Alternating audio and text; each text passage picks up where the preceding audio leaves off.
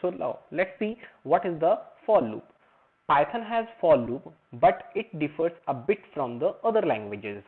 As I think if you have the knowledge about the C and the C++, it is a little bit different here. So here is the issue. So loop is used to iterate over the items on a sequence. Means it will repeat the condition on the sequence of the values. Okay. So I will show you with the help of a program. Then it will be clear, because in the programming field, if we will do the practice more and more, so we will get the knowledge how the things are working. So it which type of sequence it will work, accept list, string, tuple, dictionary, and so on. We have so many things here. So for the for loop is also used to access the element from a container, for example list, tuples and all, and it is also working on the one function which is name is range. So let's see how it will use. So now here's the syntax for the for loop. Syntax is for the variable name in a sequence. So make it sure this is a keyword in, and this for is also a keyword.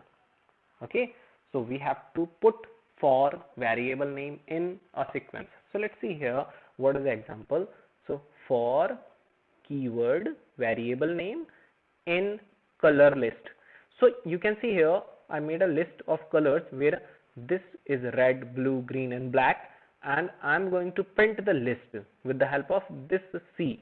So C is the variable and it is calling the values from this list.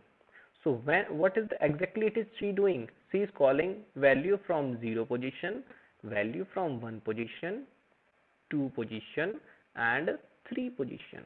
Are you getting me? So you will get a value here. It is the index value is 0, 1, 2 and 3. So for loop, what it is exactly doing, it is going to call the variables. C is going to call the variables from a list value of 0. The value of 0 is red. Okay, then it will call the index value 1. So 1 becomes blue. It will call the next value 2. It becomes 3. It becomes 4. Okay, I think it is pretty clear to all of you. You all are very intelligent.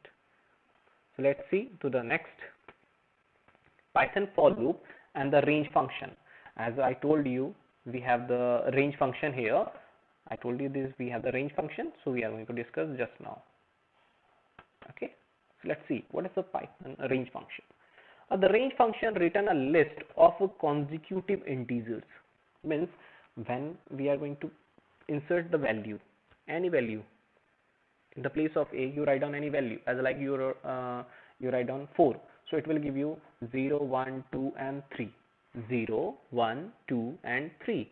0, 1, 2 and 3. How many values? 1, 2, 3, 4. We are getting 4 values. Absolutely. Similarly, a range is a different way of using the range. Starting value and the ending value.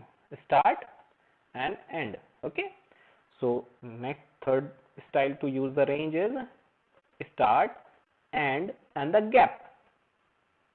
Okay. Start, end and the gap. So I will show you with the help of examples. Let's see. So here is the first example, range.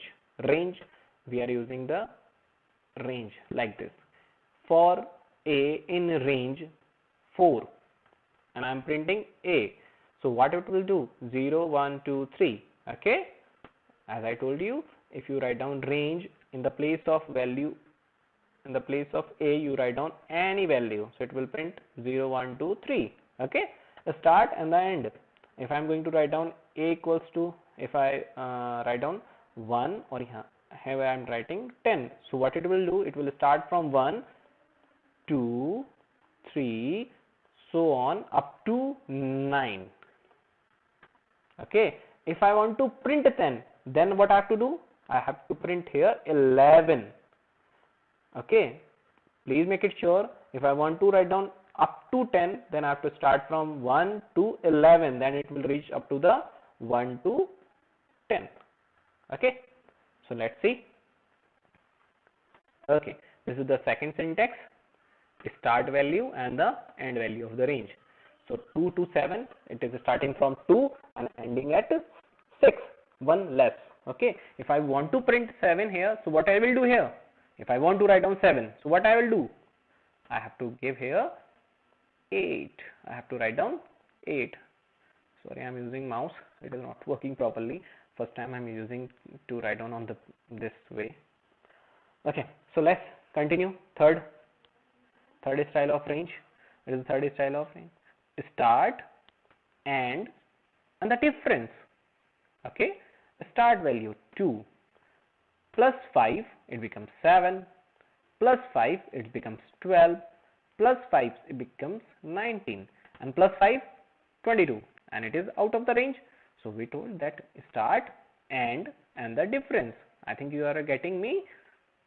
2 is the starting point plus 5, it becomes 7.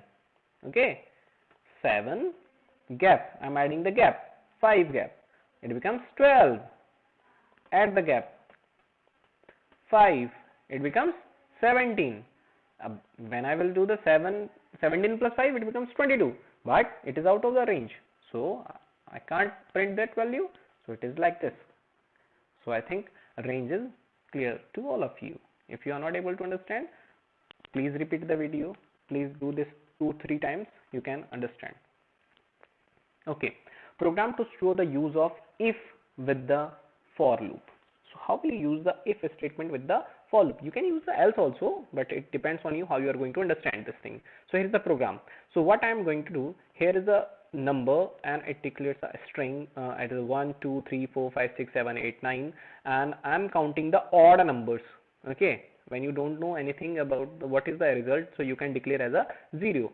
As I want to calculate the how many odd numbers are here, I want to count how many odd numbers are here. So what I will do, I will use a counter odd and it remains 0 because I don't know what is the answer, so I mention as a 0. Now put a for loop for x in a number, x in a number, if the x modulus 2, if x is modulus 2, then count the number. Now x is modulus 2, so what it will do exactly? What it will do exactly here? When x modulus 2, when the x, let's suppose x value is 2, I am going to divide by 2. So divide it by 2. Modular symbol I am going to make you understand. 2 ones are 2.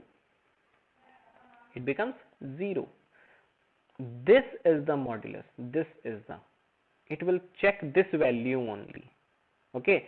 Whenever it will divide any value by 2 and it is getting 0, then it will count that value.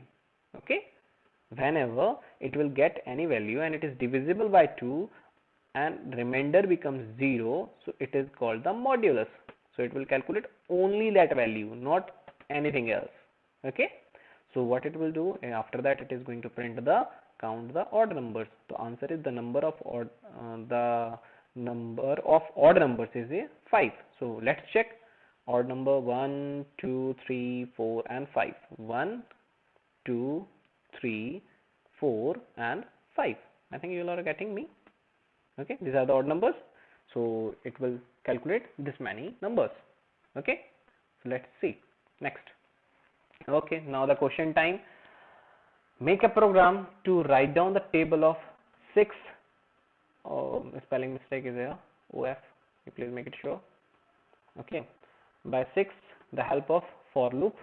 You have to write down the table of 6. Starting point 1, ending point 60. How will you do this? You please make it sure. Okay. Make a program to get the sum of 50 natural numbers by the use of for loop. Very good. You can do this one. Make a program to count the number of even numbers and odd numbers as should be here between 1 to 100. And tomorrow we will discuss the answer. I will make the program on this and we will discuss how the answers came. If you are having any query, please let me know in the comment section. My dear students, this is the really very critical condition due to the corona, that we are not able to come to school. That's why I'm making this video for your help. You please go through this video, learn from the videos, and keep studying. Keep studying. This is the main thing. Okay, as you are home, you can use the advantage of internet, and please keep studying. Okay, thank you. See you soon.